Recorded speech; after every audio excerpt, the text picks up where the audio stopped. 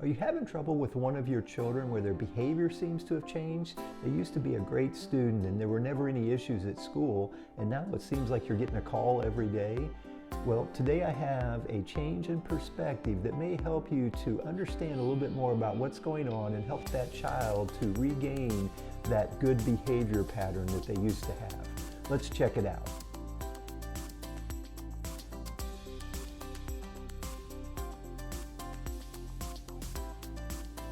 Well, hello again, everyone. My name is Jim White, and I'm an author, coach, and the founder of the Family Enrichment Academy. And today we're going to be talking about a situation where maybe your child's behavior has changed and has changed for the worse. And I'm going to give you a different strategy or a different perspective for that.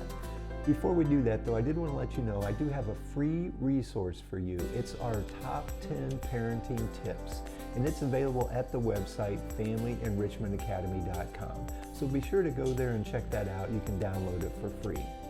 So let's circle back to this question of a child where their behavior seems to have changed. And this actually popped up as a topic. I've been reading this book, The 5 Love Languages of Children, and it was a particular story that was shared by the author in here about a family that was struggling with this. And it was interesting, his take on it, and it really has a strong connection to one of the sort of messages that I like to share with parents as well. So let me tell you a little bit about this story. So it was a third grade boy, and he had in first, second grade had been a good student, no issues. But for some reason in third grade, things had really flipped around. It seemed like he was needy is the way they described it. He would go to the teacher and ask question after question. It was just constantly going to the teacher's desk, almost to the point that and the questions were simple and things that he already knew the answers to. They also said when it was recess time and they'd be out at the playground, he would seek out the teacher and he would just stand by her and hold her hand. You know, that was another change. It just seemed odd to them. And another scenario they described was in the lunchroom. Sometimes the teacher would have a quote-unquote special student that she would have lunch with. Whenever she did that, this young boy would go over and try to crowd in and be a part of that special lunch and sort of crowd the other child out. So this behavior was really getting to be a problem, and they had had several calls from the teacher around it. And this particular couple happened to be at a workshop that the author of this book, his name is Gary Chapman, was putting on, and they had an opportunity to get with him, and they asked, you know, do you have any ideas or things that we might be able to do to help in this situation?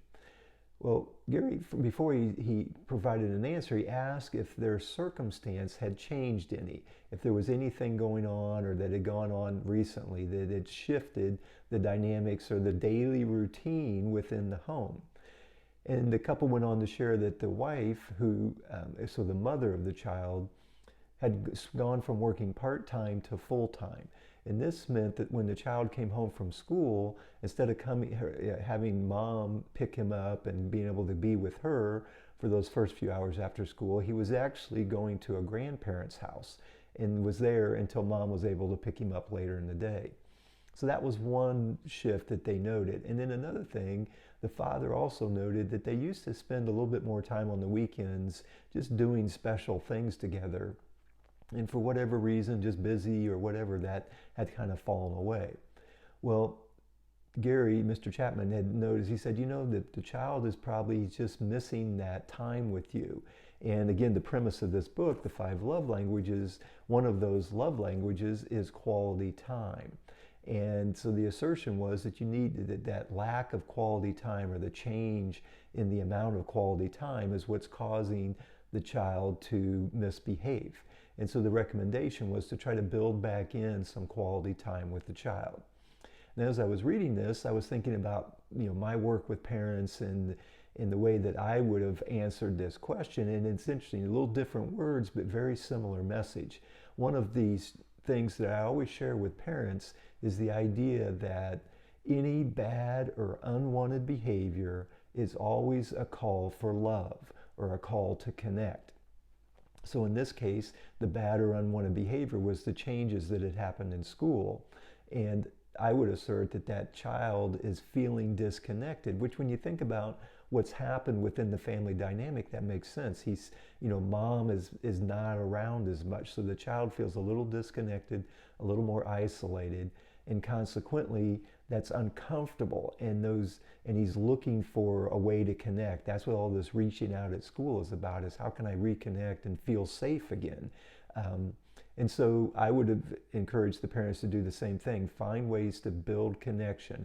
And in this case, it's around quality time. It's being present, being with him, having some special moments together, and that quality time will help rebuild that connection, which will have the child feel safe and comfortable again, which will then allow them to relax, and that unwanted behavior will then go away. And actually, it was interesting, Mr. Chapman was able to reconnect with this couple a year later, and they said, in fact, that had happened. They were really intentional, and I think that's part of it too. We have to be very intentional about building that connection when these things happen. And it points to that sometimes it's just a dynamic that happens within the family that can cause that disconnect. And so it's going to ebb and flow, and that's what we just need to be aware of as parents. And if we notice something's happened that's created a change where the child feels less connected, we have to lean into that and really work to build connection. And obviously, quality time is a great way to do that. So just a quick story to share. So if you're struggling with that, you have a child whose maybe behavior has changed a little bit, do a little self-reflection. What's changed maybe in the routine, or is there something that's happened? A friend, maybe their best friend moved away, for example. That's one of those things that can change. Or a grandparent or a favorite aunt or uncle moved, or maybe they're not able to spend as much time with them as they used to. Whatever it might be, they've probably experienced some disconnect, and so your goal is to try to rebuild and deepen that connection with you to bring that safety and comfort back to them. I like to say, when you build connection, the goal is to have the child feel seen for who they are and loved unconditionally. That's the goal. So give it a try. Before we sign off, I did want to let you know or remind you that I do have that resource. It's our top 10 parenting tips. I think you'd really enjoy it, so be sure to go to the website FamilyEnrichmentAcademy.com, download that for free. As always, it's truly an honor to be able to serve and support you as you move along your parenting journey, and it truly is a journey. Until next time, remember, choosing a loving perspective changes everything.